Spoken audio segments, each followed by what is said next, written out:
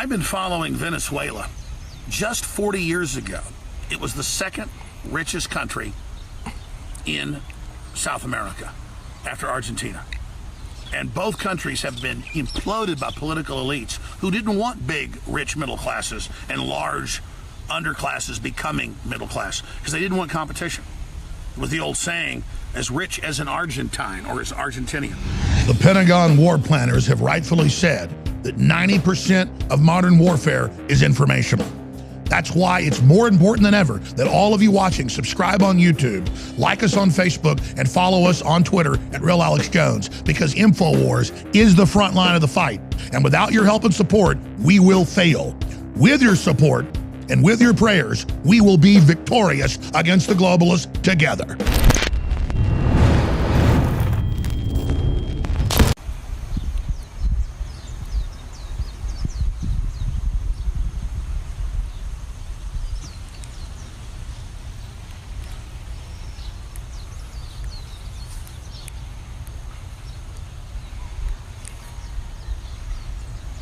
There are more than 200 large islands in the Pacific Ocean,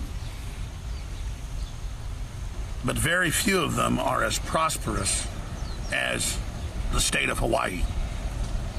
And that's because there's Western culture and Western ideas here. When you look to the East for stability and free market ideals, you only find one other place that has those same values, and that's Japan. It has the highest gross domestic product in the world per capita for its population. It has the longest life expectancy of any group in the world. And they're incredibly honorable, focused, intelligent, dedicated, free market individuals. But we look at Soviet Russia, we look at communist China, we look at communist and socialist Venezuela, we look at Cuba, and we see nightmare scourges. We see countries going from doing pretty good to within a few decades being in nightmare degradation. It's a fact. I've been following Venezuela. Just 40 years ago, it was the second richest country in South America after Argentina. And both countries have been imploded by political elites who didn't want big, rich middle classes and large underclasses becoming middle class because they didn't want competition. With the old saying, as rich as an Argentine or as Argentinian. Same thing with Venezuela. Venezuela, some years, up until the 60s, had higher per capita incomes than people in the U.S. But the people said, you don't have to work anymore. Communism and socialism's here. It's a wonder system. It's wunderbar. And let's pull down the rich people that have houses on the hills. Let's get rid of their swimming pools. Let's have everything free. It starts with school lunches. Then the state has your kids, and it produces a nightmare scenario. Now, after Hugo Chavez died, and the country already had big problems, but it's been proven communism will only work with a cult of personality for a little while. It has descended into madness where the children pray every morning for their school lunch, first to Jesus, then to their parents, no food's given. But then when they pray to Chavez, who's dead, when he was living, they did this. Then they're given some cereal and milk. They've nationalized everything. They put their communist cronies in charge of everything. And it has descended into hell. 3 years ago, all of the zoo animals had been eaten. Before that, all of the domestic pets had disappeared. Now the pigeons have all disappeared. This is Venezuela, rich in oil, rich in soil, rich in agriculture, rich in culture. It was as rich per capita as the United States 50 years ago. All gone. It's culture. And it isn't that Latin Americans didn't have a free market culture. It isn't like they didn't want success. It wasn't like they were stupid either. They had corrupt elites that got control. The West, until 500 years ago, was just as corrupt and backward as any African country or any Latin American country. But the Christian ethos combining with new free market ideas dominated, took over and created competition, and you see modern civilization has come from that. The idea of better things, the idea of striving, the idea of organizing things around common activities and common choices, voting with our dollars, voting with our actions, And I saw videos today of them assassinating one of the political opposition leaders in Venezuela, shooting him during the election today and yesterday. It's been ongoing for 2 days. But a bomb goes off as the motorcade comes by of the communist dictator, and then people cheer as it blows up the police. Notice our communist Soros types want to kill police who've done nothing because they want to overthrow our government, overthrow our system. But there, it's people trying to overthrow the communism. And whereas I don't like seeing random people being blown up, you see folks bombing Nazis, you see folks bombing communists, you understand the desperateness they're going through, that they don't even have toilet paper in Cuba, unless it's in some fancy hotel that Westerners come to in Venezuela and North Korea. Because the elites, just like Ceausescu in Romania, want to keep the people down. It turned out Ceausescu, for his 30-year reign in Eastern Europe, had plenty of power, but he wanted his government center in the middle of the city to have the power after 6 o'clock when the lights went off, so that only they would see the light of him up there and feel like he was invincible. What a delusional crazy. And then I run to people that say, F you don't want us to have our free Obamacare, everything's going to be free soon. When it's the big rich elites that are offshore and corporate executives that are exempt from taxes and have diplomatic immunity, they're the ones pushing this scenario. Because they're tax exempt. They want you to get rid of the middle class, steal all the money, transfer it to them, not because they want that money, but because they want to get rid of the ladder up for you into success. This is what it's really all about. Ultra-rich using communist and fascist models to consolidate control. It's crony capitalism. And now that's understood, and that's why their system's in trouble. They want prosperity for them, but not prosperity for you. And that's really the big issue. What is it about America, for all its problems, that made the world want to be like it and come there?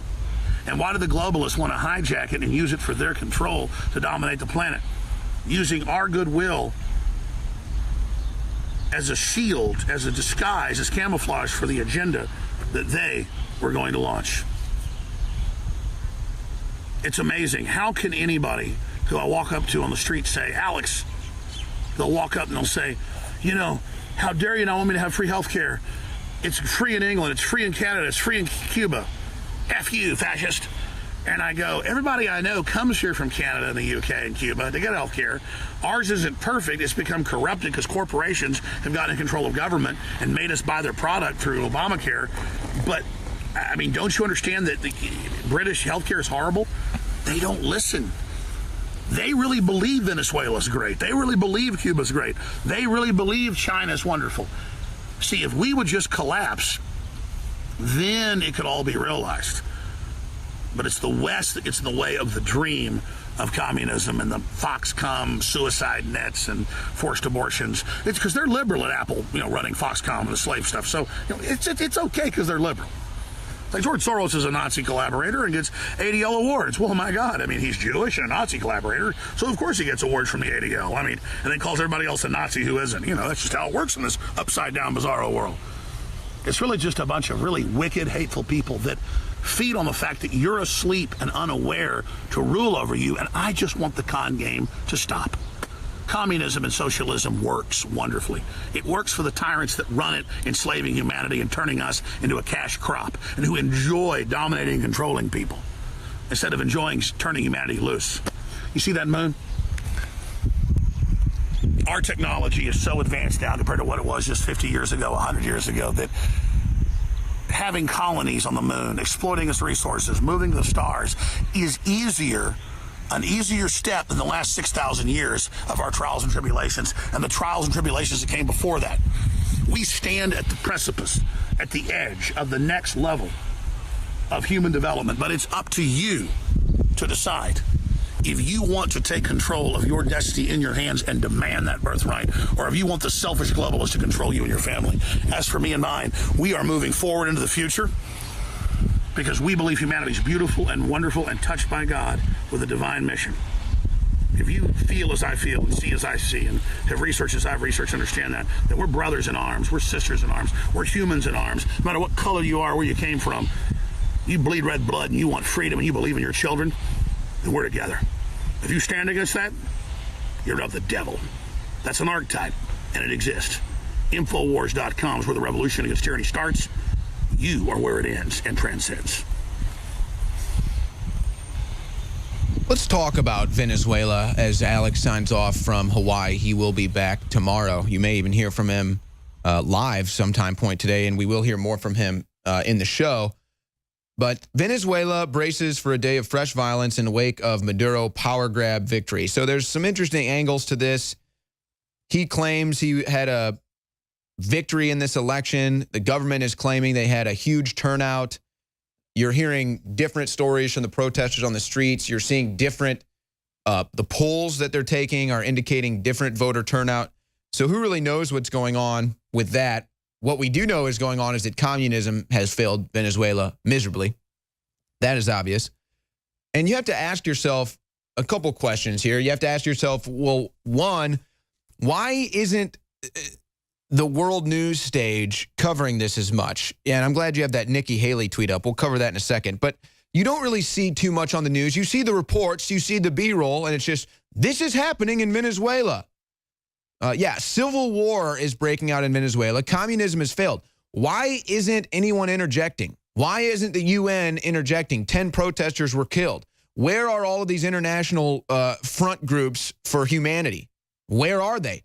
And then Nikki Haley tweets out, who's the U.S. ambassador to the UN, by the way.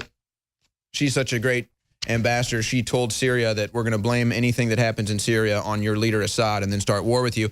She tweets, Maduro's sham election is another step towards dictatorship. We won't accept an illegal government. The Venezuelan people and the democracy will prevail.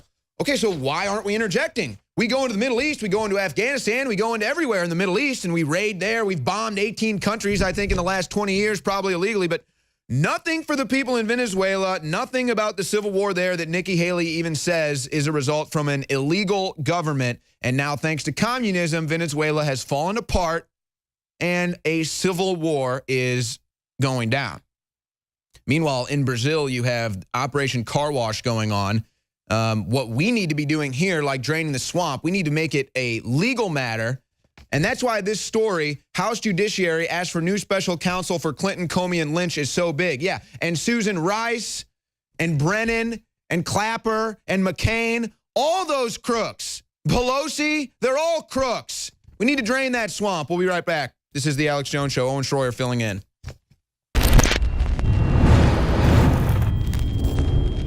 In ancient times, man roamed the earth in a constant state of hunting or being hunted. Introducing Caveman, where cutting-edge science meets ancient super nutrients. Secure your bottle right now at InfoWarsStore.com.